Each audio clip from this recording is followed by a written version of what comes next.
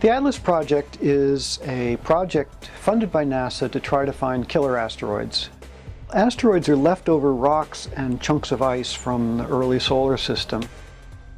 There's ones that are way out, way beyond the orbit of Pluto that are icy. There's an asteroid belt that lies between Mars and Jupiter. A lot of asteroids orbiting there, a lot of rocks. And then there's other ones distributed around. The ones that we care about are what are called near-Earth asteroids, and these are ones that are in orbits that come near the Earth at some point or other and in principle could hit us. The idea is that if you have something that's going to hit us, it'll eventually get very bright and we'll see it.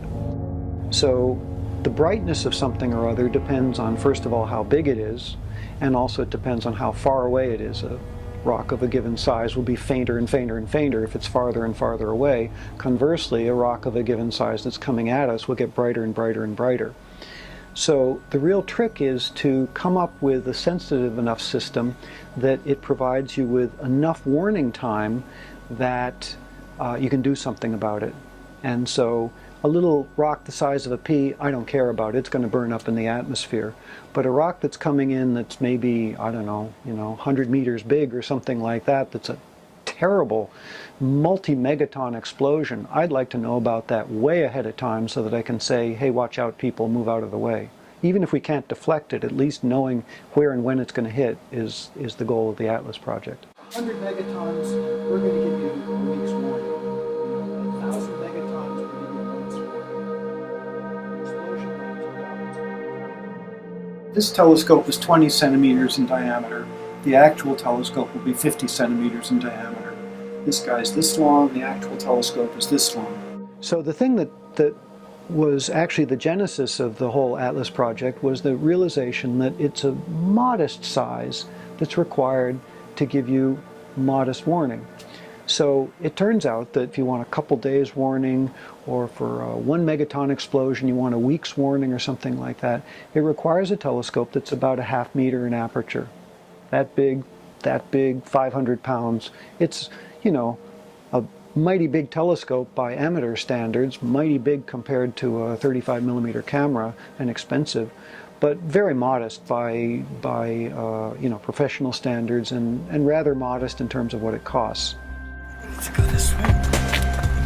Oh, mommy.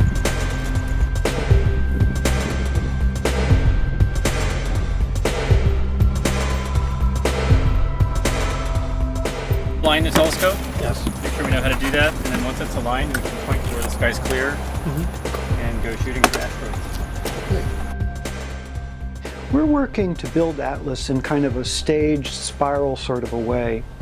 Right now we're trying to put a Pathfinder telescope. It's a little 18 centimeter telescope, and it's way less sensitive than the big telescopes, but it will allow us to start developing our software.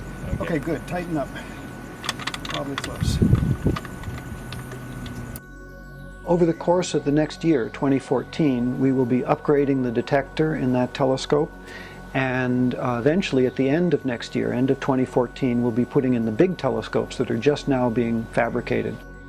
We plan for 2015 to be basically shakedown, and we'll be working on the software hard. We will be making the things really work well, work robotically and so forth.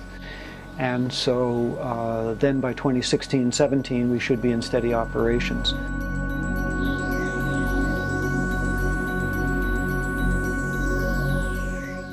What we'd like to do is to be able to provide 24/7 coverage of the night sky. And so obviously during a certain portion of the day the Hawaiian island chain is underneath the sun, it's daytime. What we'd like to be able to do is put more units around the planet here and here, so that as the planet orbits, when it's daytime in Hawaii, maybe it's nighttime on mainland US, or nighttime in Greece or the Canary Islands, or nighttime in India.